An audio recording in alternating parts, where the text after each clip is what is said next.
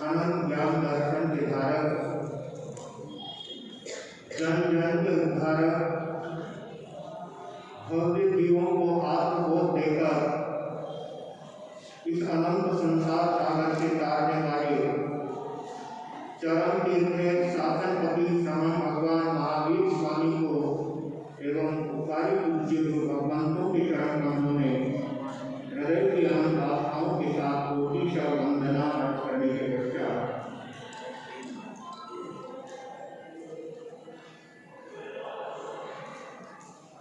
वीर प्रभु जी मेरी रंग तो सुनरिया, वीर प्रभु जी मेरी रंग तो सुनरिया, रंग तो सुनरिया,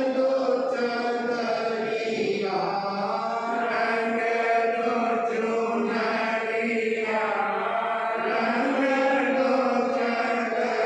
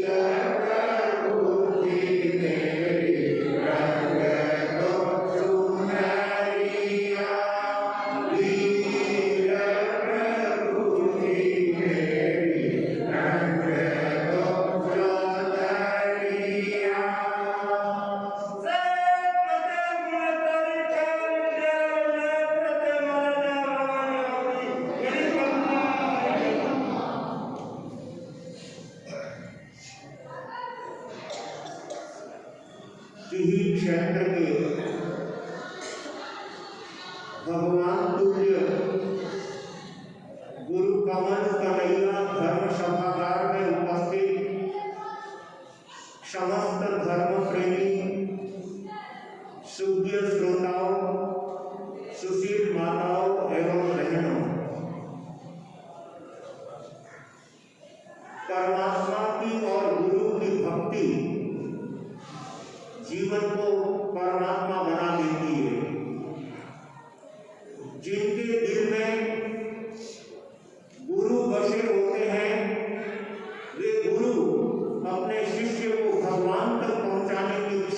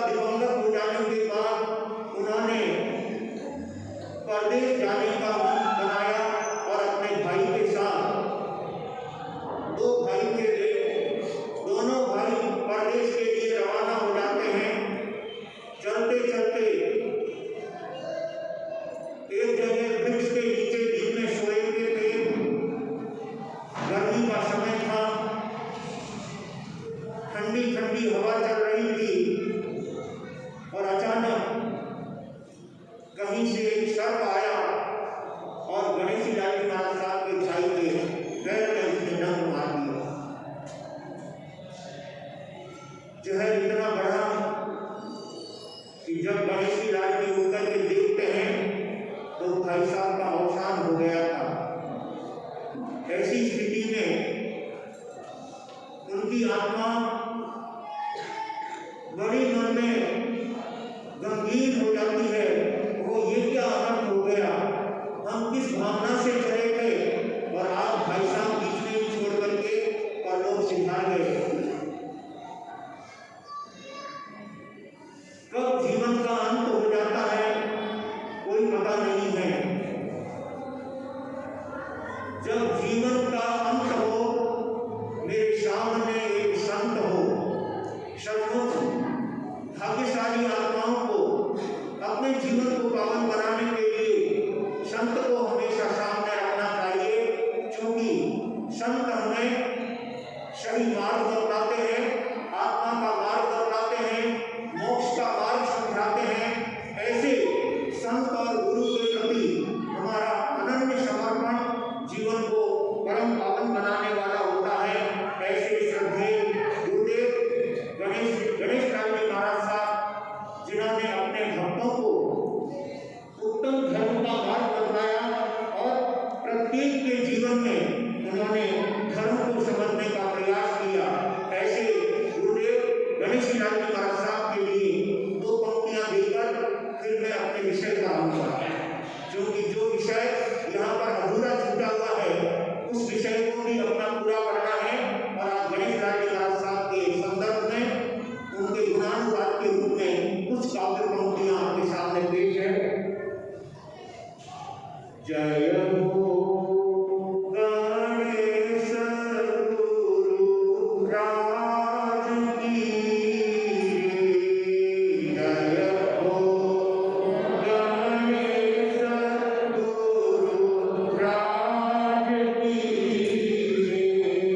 प्यारी महिमारो नहीं पार रे, प्यारी महिमारो नहीं पार रे, जय हो गणेश गुरु राज की।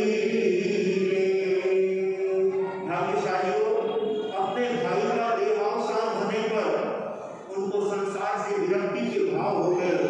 संसार कितना अनिष्ट है और यह जीवन कितना क्षण भंगुर है, कब इस जीवन का अंत हो जाएगा, उससे पहले परमात्मा की भक्ति करके अपने जीवन को परमात्मा के संदेशों में जोड़कर इस जीवन को सफल बना लेना चाहिए।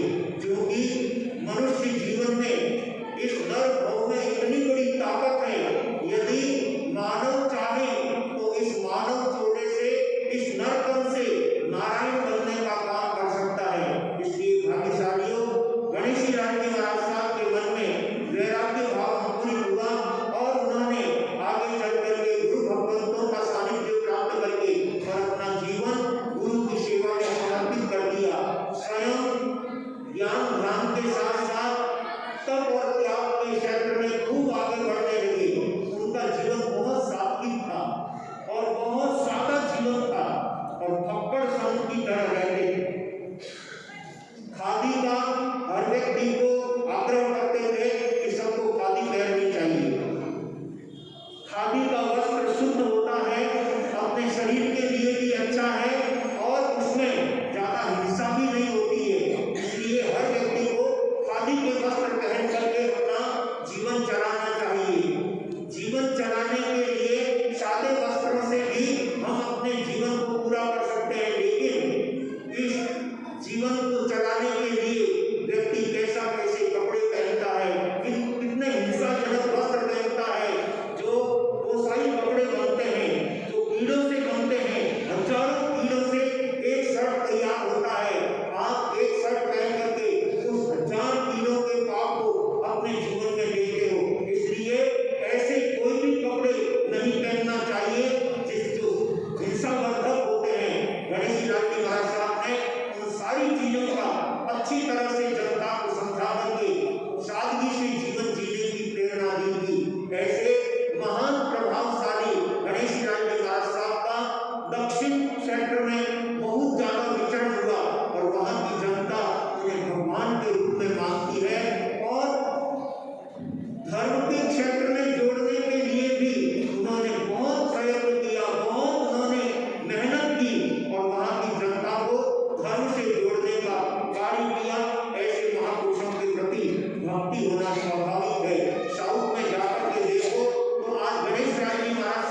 इस भौतिक देह से मौजूद नहीं है, लेकिन उनके द्वारा दिए गए धर्म के संस्कार, उनके द्वारा दिए गए सादगी के संस्कार आज भी श्रावक और श्राविकाओं के जीवन में देखने को मिलते हैं।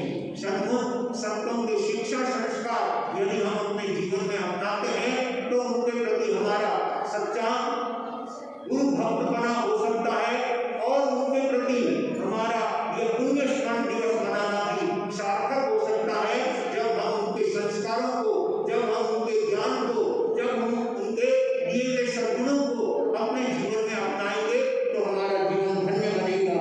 यानी कहते हैं वाणी सुनाता हित कारणी रे, वाणी सुनाता हित कारणी रे, सुनता जागे त्याग निराग रे, सुनता जागे त्याग निराग रे, जय हो गणेश गुरु राज की, जय हो गणेश गुरु राज की। सद्गुरु जहाँ जहाँ वो पधारते थे और जब वे जीववाणी का प्रकाश करते थे, जनता उनकी ज्ञान की बातों को सुनकर प्रभावित हो जाती थी। उन त्याग वैराग की बातों को सुनकर जनता धर्म से जुड़ जाती थी। वास्तव में हमें भी गुरुओं के ऐसे पुण्य स्मरण दिवस पर अपनी आत्मा को पावन और पवित्र बनाने के लिए हमेशा जीवन को सादगी से जीने का प्रयास करना चाहिए। दीक्षा ले तो हमारी मर्जी, परंतु सादगी से रहने की बात आपको सबको कही जा रही है। चाहे भले ही हमारे संपत राज जी हो, चाहे महावीर जी हो, वो भी यहाँ के पावना है। पावना साथे निकले तो यहाँ के ज्ञानी जी भी उनके साथ दीक्षा लेने के लिए तैयार हो जाएंगे। फिर भी आपकी मर्जी हो तो दीक्षा लेना, परंतु सादगी से, सात्विकता से एक दूसरे का सहयोग करते हुए प्राणी मात्र के प्रति वात्सल्य और प्रेम की भावना उड़ेलते हुए अपने जीवन को जिएंगे तो हम गृहस्थ जीवन में भी अपने जीवन को बहुत श्रेष्ठ बना सकते हैं। आवश्यकता है जीवन में प्रेम की। अहिल्याबाई होलकर की बात आपने तत्वचिंतक सागर मुनि जी महाराज साहब से सुनी। जीव मात्र के प्रति उनके हृदय में दया थी, जीव मात्र के प्रति उनके हृदय में करुणा के भाव थे। वास्तव में करुणा के भाव व्यक्ति को बहुत आगे बढ़ाते हैं। करुणा का मतलब दया, दया सुखारी बेरड़ी, दया सुखारी खान, अनंत जीव मोक्ष से गया, दया तनो बलिदान। वो करुणा, वो दया, वो जीवन में एक दूसरे के प्रति भाईचारे का भाव हमारे जीवन को श्रेष्ठ और पावन बनाता है। और अहिल्याबाई इस दुनिया में नहीं है, लेकिन उनके गुणों को, उनके संस्कारों को, उनकी सात्विकता को और उनके सुंदर भावनाओं को आज भी याद किया जाता है।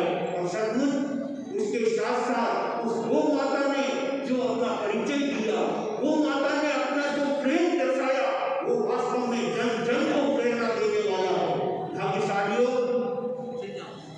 जिस गाय माता ने अपने बेटे के दिवंगत हो जाने पर, अपने बछड़े के चले जाने पर माता अहिल्याबाई ने अपने पुत्र को उसी तरह से उस रथ से उछल करके मार देने के लिए तैयार हो गए। लेकिन वो गो माता की सचमुच ने प्राणी मात्र की माता की और प्राणी मात्र के लिए वो रक्षण का काम करती है।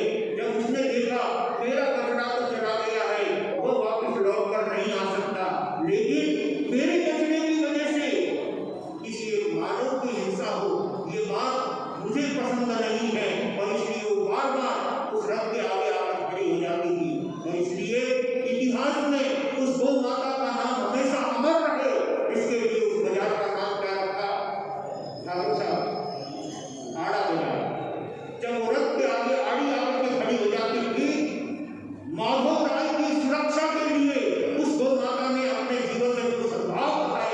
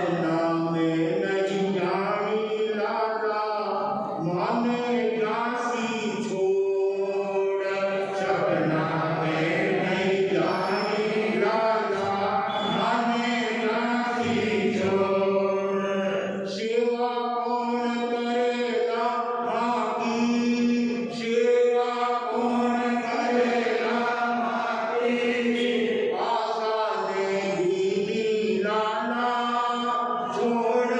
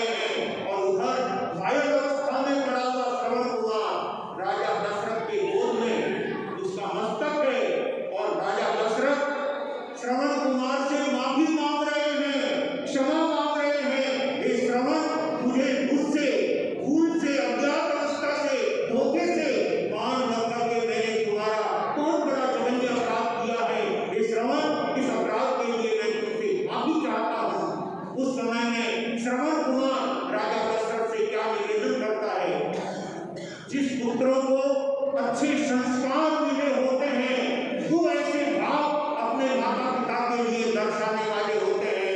श्रवण कुमार राजा दशरथ से निवेदन करता है, सर्वण दशरथ से बोले हर माता पिता जीवन डोले, मामा जीवन में जानो, हर माता पिता में पानी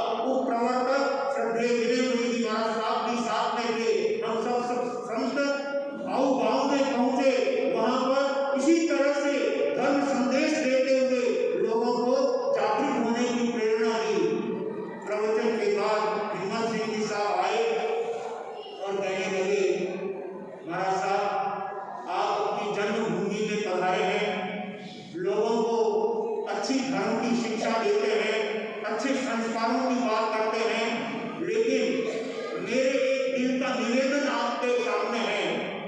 मैंने कहा बोलो क्या बात।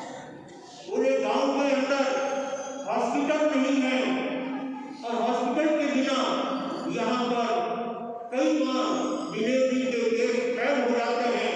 जोधपुर जाते जाते बीच में ही या तो माता चल जाती है या फिर बच्चे का इंतकाल हो जाता है। अगर यहाँ हॉस्पिटल हो तो बाहर जाकर के दौड़ने की जरूरत नहीं पड़े। मैं अपनी जमीन हॉस्पिटल के लिए निःशुल्क देता हूँ। आप वहाँ पर श्री संघ को बोल करके, जैन संघ को बोल करके यहाँ पर हॉस्पिटल का काम होना चाहिए।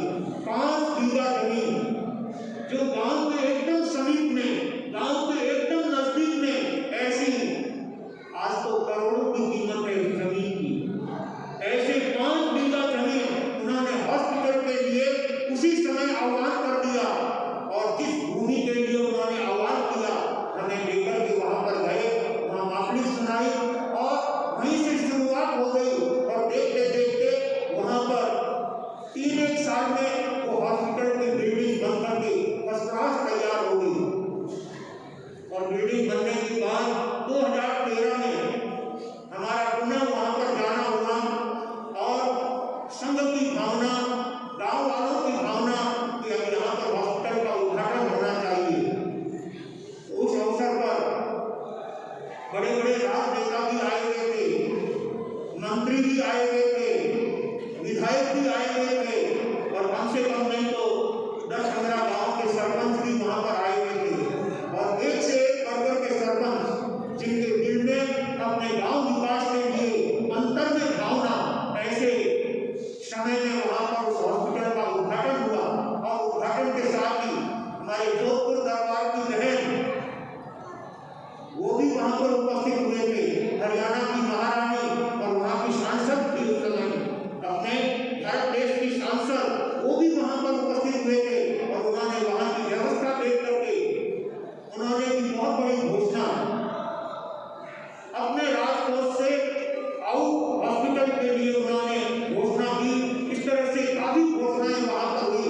आज तो लगभग गवर्नमेंट ने वहां पर 4 से 5 करोड़ रुपए लगा करके उस हॉस्पिटल को बहुत विशाल रूप दे दिया है और आने वाले थोड़े समय में ही वो ट्रॉमा सेंटर बनने वाला है। उसकी घोषणा सरकार की तरफ से होने वाली है। ऐसे हॉस्पिटल की सपना देखने वाले हमारे गांव के ठाकुर साहब हिम्मत सिंह जी जो आज अपने परिवार के साथ यहाँ पर उपस्थित हुए हैं और चातुर्मास में कई बार आपका आना जाना होता है। पिछले साल ही चातुर्मास में आपका किसी कारणवश आना नहीं हुआ, अन्यथा यहाँ तो रावड़ा परिवार से भी आपकी रिश्तेदारी है और संबंध भी है, परंतु कुछ परिस्थितियों के वक्त आप यहाँ नहीं आ सके। लेकिन अभी जब उन्होंने सुना कि संत पीढ़ी में आए हुए हैं तो आपने मानस बनाया और अपने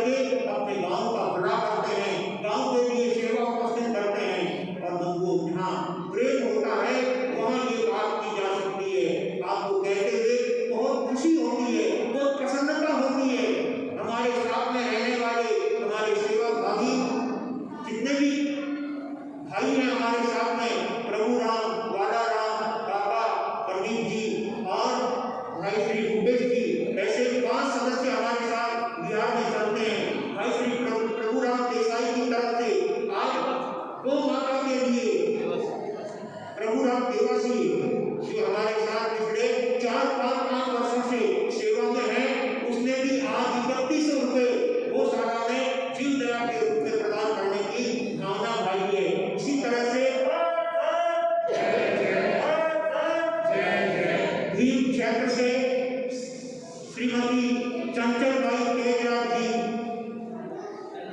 गन्ना परिवार, उनकी तरफ से भी आज उप प्रवर्तक श्रद्धेय वीरेंद्र जी महाराज साहब की दीक्षा भूमि होने के नाते उन्होंने भी जीव दया के क्षेत्र में 1100 रुपये गौ माता को गौशाला में देने की घोषणा की है। सचमुच में बंधुओं, दिन में किसी भी तरह से हम भलाई और कमांड के कार्य कर सकते हैं, इसलिए भक्ति होनी चाहिए। माँ बाप के प्रति हो, गुरु के प्रति हो, हमारे धर्म के प्रति हो, शासन के प्रति हो, जहाँ भक्ति होती है वहाँ पर कुछ करने का भाव अपने दिल के अंदर बना पड़ता है।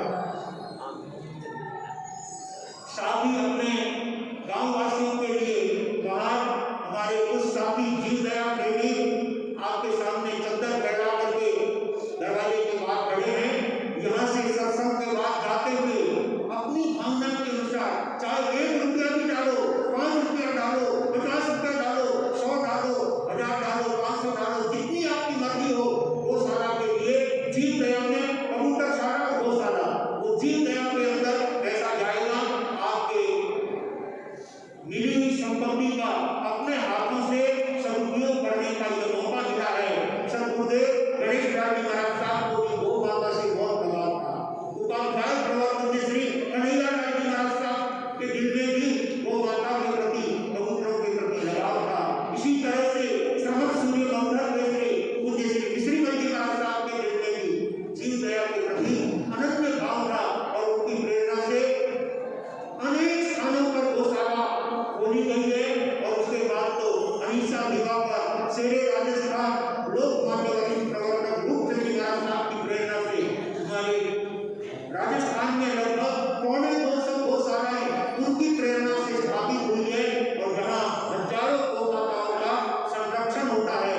भाग्यशालियों, ऐसी जीव दया की उत्तम भावना हम अपने जीवन में लेकर के चलेंगे और अपने हाथों से कुछ के कार्य करेंगे तो उस बाबा का पुण्य स्नान दिवस मनाना हमारे लिए सार्थक हो सकेगा। सच्चे अर्थों में अपने गुरु के प्रति, अपने माँ बाप के प्रति ऐसा अहोभाव जिसके दिल में होता है वो व्यक्ति इस दुनिया में अमर हो जाता है। श्रवण कुमार भी इतिहास के पन्नों में अमर हो गया। जहाँ जहाँ श्रवण कुमार का इतिहास लिखा गया, सोने के अक्षरों में लिखा गया, जो हजारों वर्ष तक उसको याद दिलाता रहेगा। ऐसे श्रवण कुमार ने अपने अंधे माँ बाप के लिए राजा दशरथ से निवेदन किया, मामा जी ये पानी का घड़ा लेकर आप अपने माँ बाप की सेवा में जाना, ये ठंडा जल उनकी सेवा में निवेदन करना और मेरा उनके चरणों में प्रणाम निवेदन करना। ये भाव से पुत्र के दिल में अपने माँ बाप के प्रति हुआ करते हैं। भाग्यशालियों, राजा दशरथ श्रवण कुमार जैसे सेवाभावी पुत्र के भावों को सुनकर मन ही मन बहुत दुख अनुभव करते हैं। आज मेरे हाथों से ऐसा अंधे माँ बाप का सहारा उठा दिया गया, अंधे माँ बाप का एकमात्र आधार मेरे हाथों से उठा दिया गया। इसका पछतावा बहुत होता है। परंतु में श्रवण कुमार की इच्छा पूरी करने के लिए राजा दशरथ